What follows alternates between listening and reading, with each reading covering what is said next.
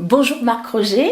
Bonjour Aline. Merci tout d'abord de te prêter au jeu de cette interview pour Maudit Molu, la journée sidérale de la lecture à haute voix qui invite tous et toutes, amateurs comme professionnels, enfin tous les amoureux de la lecture à haute voix, à participer le samedi 29 juin 2019 à la fête des mots. La Voix des livres, ta compagnie de lecteurs publics et d'ailleurs une antenne relais de l'événement, et ce depuis l'origine, et nous te remercions de ton engagement militant et indéfectible concernant la lecture à haute voix. D'ailleurs, je te propose de commencer par là.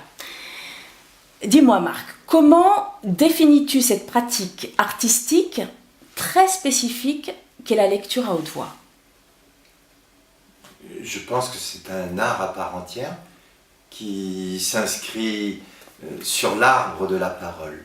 Il y a des embranchements différents, il y a le théâtre, il y a le conte, il y a le dire, et toutes ces branches parlent, bruissent entre elles, mais lire à haute voix, c'est un art à part entière avec ses propres outils, même si on va chercher aussi chez le conteur, chez le comédien, chez le diseur. C'est la relation privilégiée d'un passeur, d'une passeuse, entre le public et soi. Le texte est là, entre les deux. Et c'est le texte, uniquement le texte. C'est la langue, c'est l'aventure de la langue. Il n'y a pas de mise en scène, il n'y a pas de costume, il n'y a pas de maquillage. On est dans cette simplicité qui fait que si l'art est complet de lire à voix haute, le passeur disparaît. Il est en présence transparente. Le plus beau compliment que l'on puisse recevoir à la fin d'une lecture, c'est « j'ai tout vu et vous avez disparu ». Et qu'est-ce qu'on a tout vu dans cette expression? C'est le texte, c'est l'auteur. Beaucoup de lectures à haute voix, faites par certains comédiens, mettent le comédien en avant. Le comédien se met devant le texte. J'en parlais encore avec un comédien récemment qui, lui, est un adepte de sa propre disparition en tant que comédien, à l'inverse d'un rôle au théâtre où là on doit crever l'écran, on doit être à la disposition de son personnage, de son double. Tu veux parler de la mise en chair? La mise en chair, la mise en chair au théâtre. Un comédien qui disparaît au théâtre, ça n'a pas d'intérêt. Il doit être... Sa présence, oui, son personnage doit être là, quoi. Il doit être là. Alors qu'à la lecture à voix haute, on est au service du texte. D'accord. Dis-moi, Marc, comment es-tu devenu lecteur public?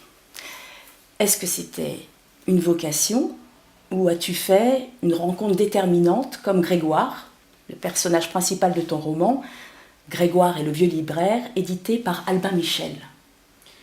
Alors, tu peux nous raconter? Oui, dans Grégoire, dans Grégoire et le vieux libraire, j'y mets beaucoup de mon parcours. Je n'aurais jamais pensé devenir lecteur public. Ce n'est pas un projet que je me suis fixé à une certaine époque de ma vie.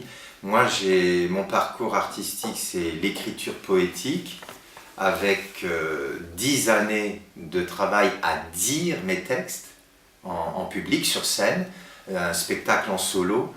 Et on m'a proposé de faire ce spectacle en solo dans une maison de retraite. C'était en 1992. D'accord. Et c'était un spectacle de poésie sonore. Je grimpais au rideau, je perdais 1 kilo par représentation. Je grimpais partout, c'était de la folie. Et j'ai dit à la personne qui me recevait, j'ai dit « Mais tu sais, ce spectacle-là, tu connais bien, ça ne va pas intéresser les papiers et les mamies de la maison de retraite. » J'y suis allé. Et ça n'a pas été accueilli, ça a été accueilli fraîchement.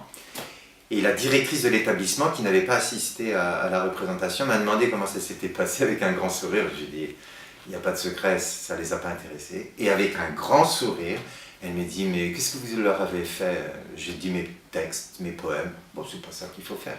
Il faut leur faire la lecture. Et je n'y aurais jamais pensé.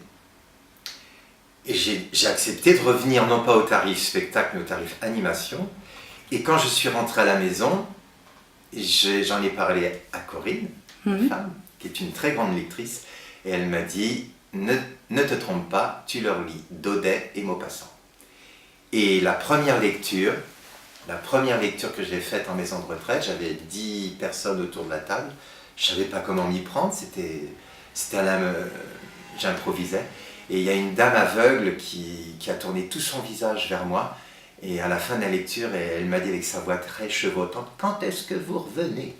D'accord. Et c'est comme ça que je suis devenu lecteur public, parce que, j'y ai éprouvé du plaisir à cet exercice que je trouvais d'une simplicité, de moyens extraordinaires, et puis le public a adhéré tout de suite. Qui était réceptif. Et là, c'était à la Mappy de Sarcelles dans le 95, et en octobre 92, et elle avait le budget pour me recevoir une fois par semaine. Et ça a été le déclic de mon activité de lecteur. Au bout de 6 mois, je travaillais à plein temps en maison de retraite. J'ai fait des centaines de lectures en EHPAD. En EHPAD. Ouais. L'histoire de Grégoire et du vieux libraire donc, se passe dans un EHPAD. L'histoire d'un jeune homme, moi je vais le résumer comme ça, comme je l'ai senti, qui s'ouvre au monde grâce à la lecture à haute voix et qui permet à un vieux libraire qui lui est atteint de la maladie de Parkinson, dans l'incapacité de lire seul, d'entendre encore les mots des auteurs qu'il aime et qui le tiennent en vie. La lecture à haute voix, pour toi, je m'imagine ta réponse, comme un vecteur de vie, de rencontres, d'échanges, un espace de tous les possibles, alors?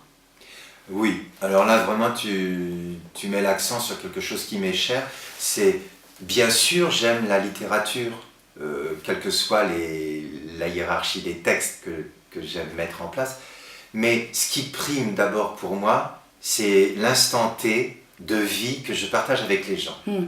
Alors, loin de moi l'idée de les transformer en lecteurs. S'ils empruntent les livres à la fin d'une lecture, je suis enchanté. S'ils achètent les livres à la fin d'une lecture en librairie, formidable, je me sens utile au moment et à l'endroit où je me trouve. Mais vraiment, ce que je trouve formidable, c'est de pouvoir rencontrer des gens au quotidien, partout dans le monde où je vais, en France et à l'étranger, grâce à la littérature. Si je vais au Maroc et que j'ai un petit vernis culturel de la littérature marocaine et qui enclenche la conversation avec les Marocains, que ce soit au Maroc, en Bosnie ou ailleurs, là je me dis merci la littérature parce qu'on est ensemble autour de préoccupations parfois très très diverses et qui pourraient sembler d'un prime abord très éloignées parce qu'on n'est pas de la même culture, mais cette littérature nous fait nous rejoindre quelque part et ça c'est passionnant. C'est mieux que le quotidien banal, d'être avec son guide et puis son guide papier puis de visiter en tant que touriste lambda. Oui, là tu rencontres vraiment les habitants, les autochtones, oui, par la lecture. Donc la lecture à haute voix un peu comme un prétexte aussi à la rencontre. Un prétexte à la rencontre, la littérature est une grande ambassadrice. Oui, ça c'est joli, oui. J'ai cru comprendre que tu dois, ou que tu as peut-être déjà enregistré ton roman pour réaliser un disque audio. Je voulais savoir si cet enregistrement a été pensé dès l'origine de l'écriture de ton roman, c'est-à-dire pensé comme une phase incontournable de ta casquette de lecteur public, et si c'est le cas, cette oralité envisagée a-t-elle eu une incidence directe sur ton écriture ? Ah oui, l'oralité a une incidence directe sur mon écriture parce que j'écris à voix haute. Et les dialogues, je les répète sans cesse. Les phrases de narration, je les répète sans cesse. Il faut que ça tape, il faut que ça sonne, il faut que ce soit fluide. Et l'arrière-pensée de l'enregistrement, je l'avais certainement parce que c'est un aboutissement extraordinaire de pouvoir réaliser un livre audio à partir de son propre livre papier. Mais ce n'était pas pour cette visée-là que je travaille à l'oral. C'est ma nature. Oui. Il faut que j'écrive à l'oral. Donc à chaque fois, quand tu écris, après tu la remets en bouche pour voir comment elle sonne. C'est quasiment pas après, c'est quasiment en direct. Alors j'essaie de me corriger des fois, de m'interdire d'oraliser pour trouver une autre musique, une autre fluidité. Parce que la scansion orale génère un rythme de phrase très particulier qui parfois peut être un peu trop scandé. Hmm. Je ne sais pas comment l'exprimer. Et la phrase qui vient de façon muette, mais est-ce qu'une phrase peut venir de façon muette dans l'écriture? Je ne sais pas. Question. Ah bon, à méditer. À méditer. Je crois qu'en ce moment, tu es en train de faire de nombreuses rencontres en librairie pour présenter ton beau roman, Grégoire et le vieux libraire, édité par Albin Michel, que personnellement j'ai dévoré.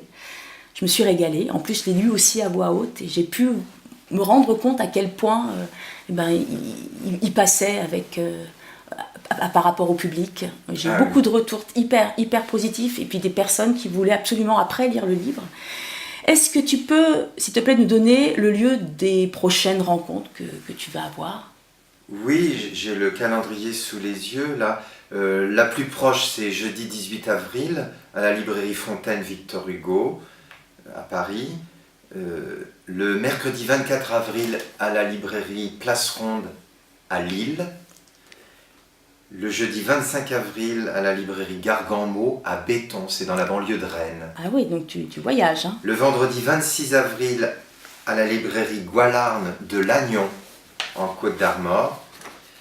Le samedi 27 avril à la librairie Le Fayère à Rennes en petit déjeuner à 11h. Je serai au Salon du Livre de Limoges le week-end du 2 au 5 mai.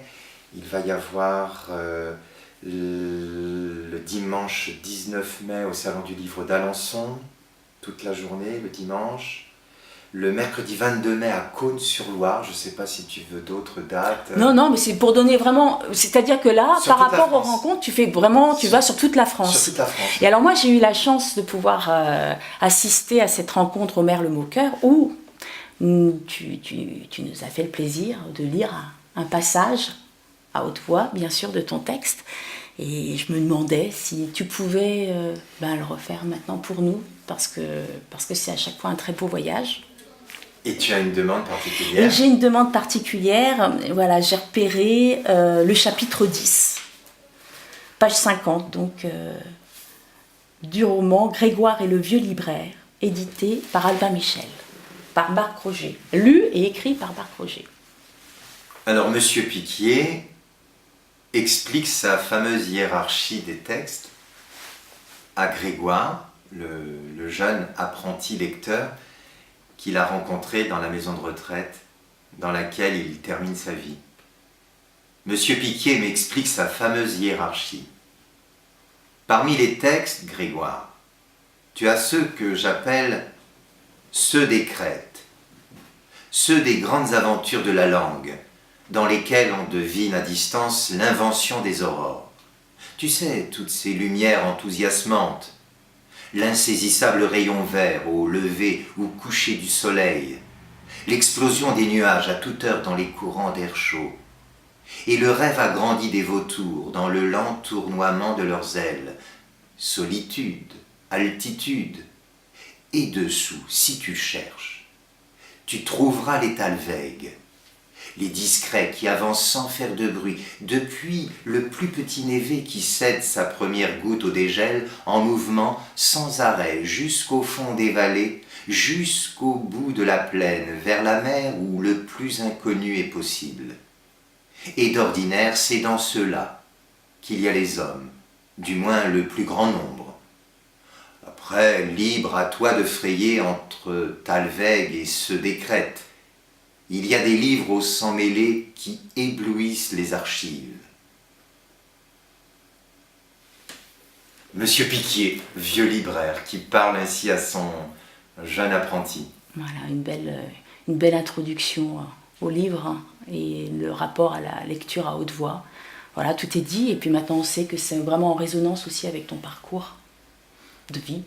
Là, oui, ouais. J'y ai beaucoup mis de moi dans le personnage du vieux libraire, même si je n'ai pas été libraire, et dans ce personnage de Grégoire qui, lui, débute sa vie. Et bon, Grégoire a un parcours chaotique au niveau scolaire, ce qui n'a pas été mon cas, mais il a cette inquiétude face à la vie professionnelle qui l'attend, et ça, c'était vraiment mon cas quand j'avais son âge, 18-20 ans. Écoute, merci beaucoup Marc. Merci Hélène, merci Élodie. Et puis à très vite, et puis au 29 juin pour Maudit Molu, la journée sidérale de la lecture à haute voix. Je serai à Arcachon. Et oui, et tu vas donc t'inscrire. Oui, sur notre avec site. La librairie. Avec oui. La librairie générale d'Arcachon. D'accord. Merci beaucoup. À très vite.